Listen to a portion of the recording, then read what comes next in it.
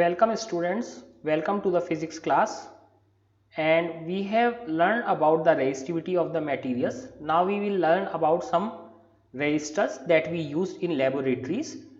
Generally there are two types of resistors, wire bound resistors and carbon resistors.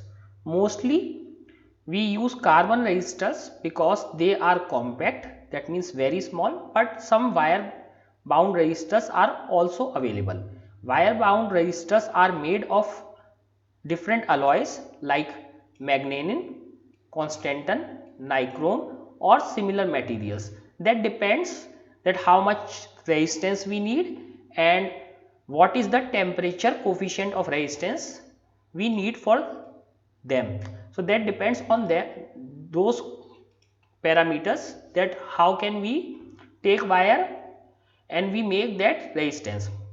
But generally most higher range resistors are made from carbon, because carbon resistors are compact, inexpensive and find extensive use. That means they are widely used.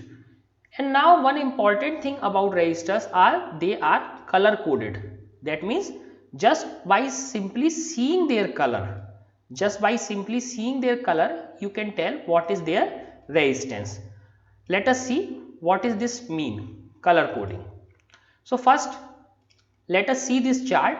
Black is 0, brown is 1. So this is international standard and this is fixed. Red is 2, orange 3, yellow 4, green 5, blue 6, violet 7, gray 8, white 9. So this is some standard notation. That means this, if this color is there, that means this number is an international number and it is fixed for this color for resistors. And now in multiplier, this is a multiplier 10 to power 0, or 10 to power 0 means 1. So when this number goes into multiplier, that becomes power of 10. 0 is 10 to power 0, 10 to power 0, same 1, 10 to power 1, 10 to power 2, 10 to power 3, 4, 5, 6, 7, 8, 9. So when the same number goes into multiplier, that becomes power of 10. 10 to power 0 means 1. So let us see how does this work. So any standard resistors, we can say this is a resistor. So this has 4 lines, 1, 2, 3 and 4, 4 color coded lines. So let's say this is first line, this is second line, this is third line and this is fourth line. So first two lines are numbers, okay. Third line is tolerance, and third line is this multiplier, and fourth line is this tolerance. First two lines are numbers, third line is multiplier and fourth line is tolerance. So let us see with an example how does this work for a resistor. Also the multiplier, if we have a gold color, then multiplier is 10 to power minus 1. For silver color, the multiplier is 10 to power minus 2. Now tolerance. Now let us see some tolerance. If there is gold color, that means 5% tolerance. Silver color is there, that means 10% tolerance. And if there is no color, that means no fourth line, that means 20% tolerance. So let us see what does this mean. If this is first color is red, let us see what is red. Red is 2. So how can we calculate this? First is red means 2. Now second is also red, so red is again 2. So this is the number. Now we multiply it with a multiplier. Third is red and the third red multiplier is for red is 10 to power 2. Okay. So if we calculate this, what is this number? 2200. And then we add the tolerance, fourth one is silver. Silver has a tolerance of 10%. So that means the resistance for this resistor is 2200 ohm plus minus 10% of this 2200. So what is the resistance for this? 2200 plus minus 220 ohm. So this is the resistance for this resistor. In a similar way, we can calculate for other color coded resistors as well. So let us do one more.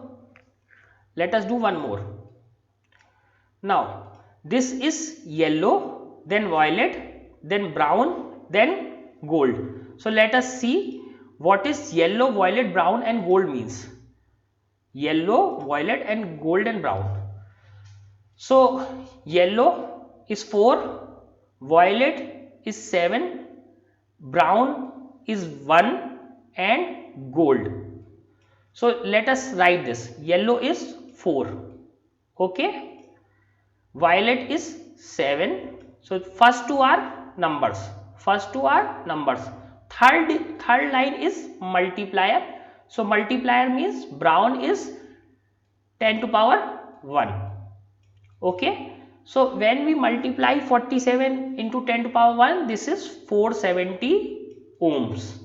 Now tolerance since it is gold, so that means plus minus 5% of this. So this is our resistor. When you calculate 5% of this is 23 ohm, 23.5 ohm. So let us write like this: 470 plus minus 23.5 ohms. So this was our resistor. In this way we can calculate the resistance of any resistors just by seeing its colors. See, 47 into 10 plus minus 5%, okay. So for first, this was we calculated 22 into 10 to power 2 plus minus 10%. Here 47 into 10 plus minus 5%. So in this way we can calculate the resistance of any resistors just by seeing its colors. Now another important topic, temperature dependence of resistivity. Previously we had seen a temperature coefficient of resistance. Temperature coefficient was positive for metals and was negative for semiconductors. Now let us see what does that mean. Now resistivity is found to be dependent on temperature. First thing is that resistivity is not independent on temperature. This is a temperature dependent phenomena, resistivity of any material. How does this resistivity change? So let us say that for very small range, again this is for a limited range, for a metallic conductor, again this is for metal.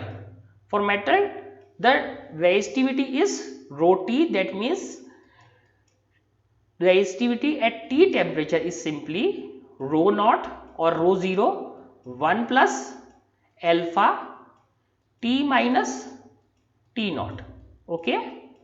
So what are the symbols here? Rho T, that means resistivity at T temperature. Let us say we want resistance at 100 degrees Celsius, okay.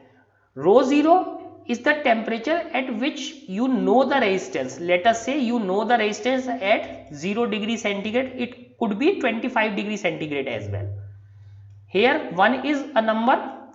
Alpha is the temperature coefficient of resistance. You know that what is temperature coefficient of resistance.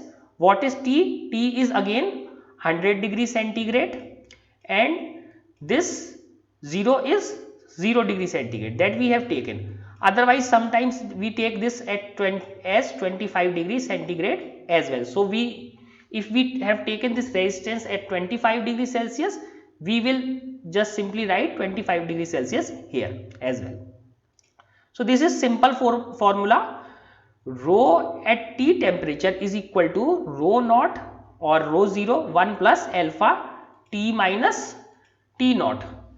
So alpha is temperature coefficient of resistivity as we have seen.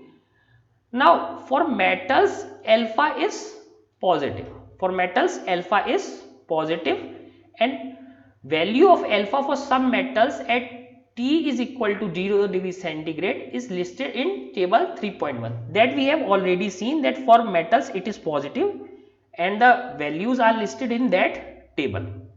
Now for semiconductors this thing is negative.